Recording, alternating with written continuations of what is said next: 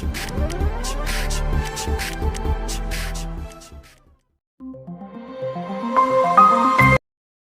everyone, my name is Sharmita, and for today, I and my friends who are Sharmini, Kogileshwari, Lalina, Tarshini and Nivashini will be conducting an experiment called fermentation of yeast. So the study of fermentation is called zymology. Basically, the fermentation is a metabolic process in which an organism converts carbohydrates such as starch or sugar into an alcohol. This process happens in yeast, bacteria and other microorganisms as well as starch cells. So in this experiment, we use yeast that performs fermentation to produce energy by converting the sugar into an alcohol. So yeast performs ethanol fermentation where the pyruvate from glucose metabolism is broken down into ethanol and carbon dioxide gas. So next, I will give a short brief about the discovery of fermentation. So, Louis Pasteur became the first scientist to study fermentation, where he discovered that fermentation was caused by living cells. And then in 1897, a German chemist called Edward Bencher grinded yeast and extracted fluid from that. And then he concluded that the liquid could ferment a sugar solution.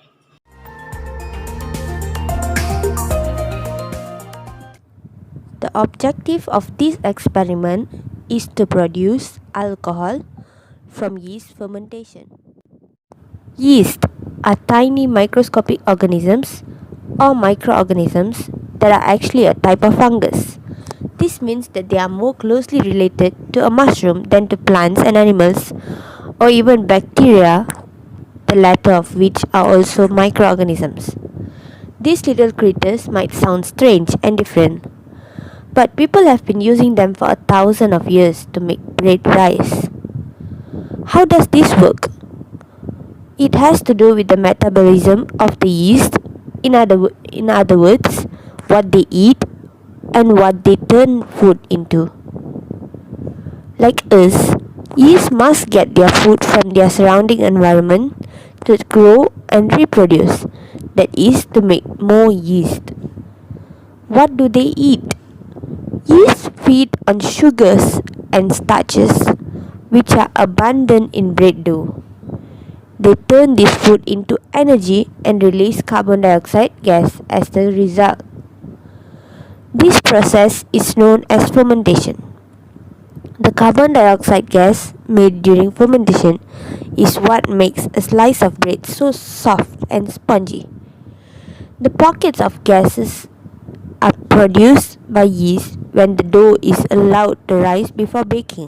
So, the apparatus and material need for this experiment are: first, we need sugar, warm water, this as filter funnel, plastic bottles, balloons, and finally yeast. So first, we need to add 100 ml of water into the first plastic bottle. After that, we need to add 1 tablespoon of sugar. Then, we need to shake these plastic bottles.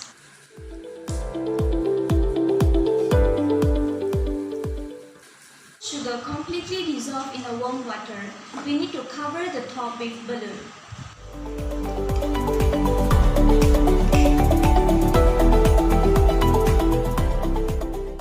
For the second bottle, we need to add 100 ml of water, warm water.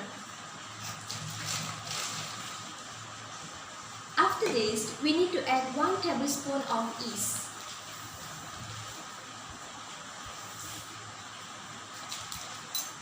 Then, we need to shake the water bottle.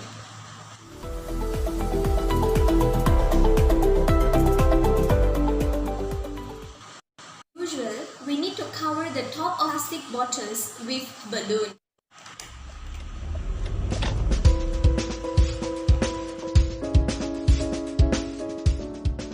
In the last plastic bottle, we need to add 100 ml of warm water. After After that, we need to add 1 big tablespoon of sugar.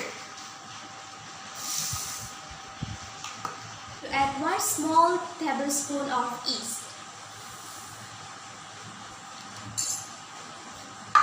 After that, we need to shake the plastic bottle. We need to use balloons to cover the top of the plastic bottle because we want to see the product, which is carbon dioxide.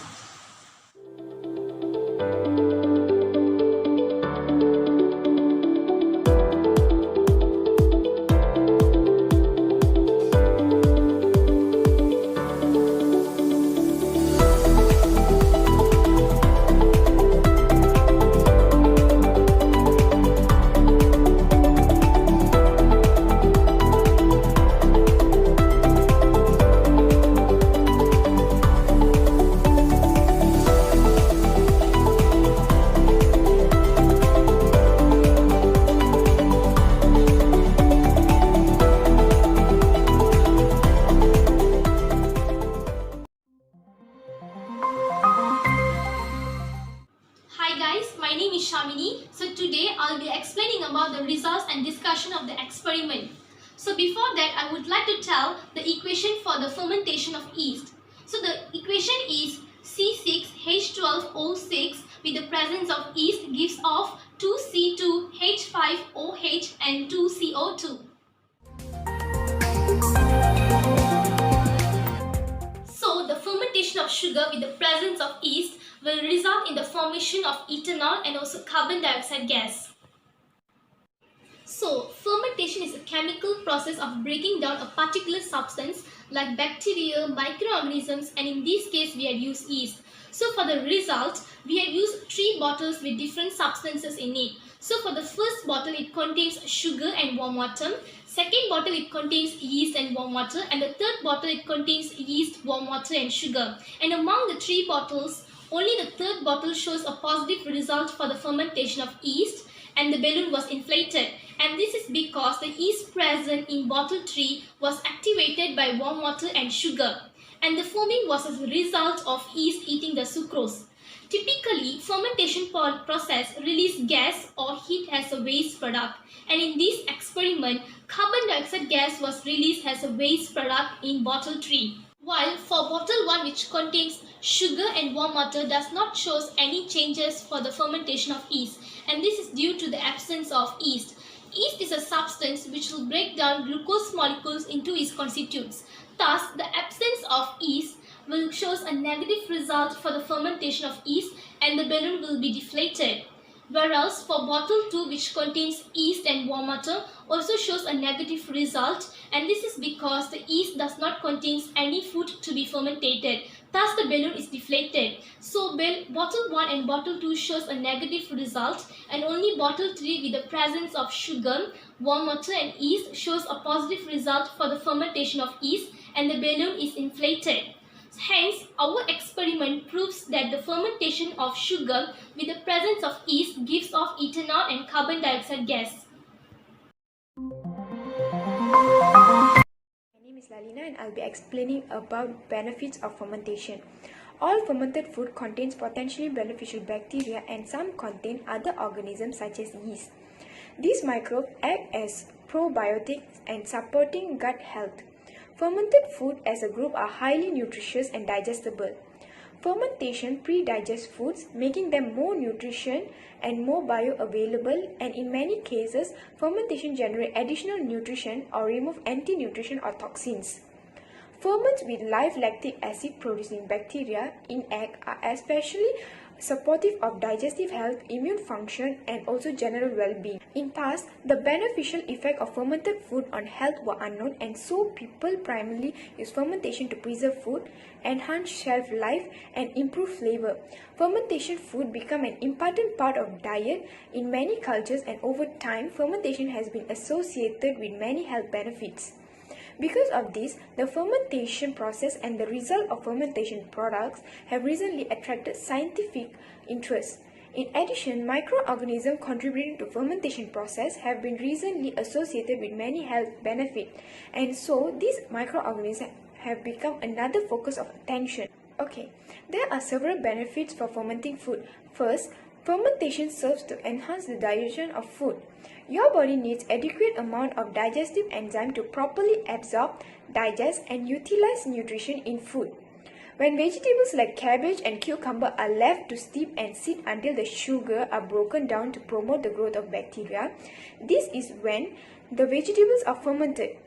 Fermented foods are also filled with beneficial bacteria that work as reinforcement for good bacteria in the digestive system. Since 70 to 80% of the immune system is in the gut, having proper balance of gut flora. Now I'm going to talk about the last part of this experiment, which is conclusion.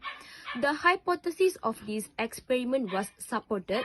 When the yeast undergoes the fermentation, it will produce a carbon dioxide and ethanol. When the solution will bubble and form up, it will make the balloon to blow up. The balloon blow up because the yeast grows when combined with the sugar and water.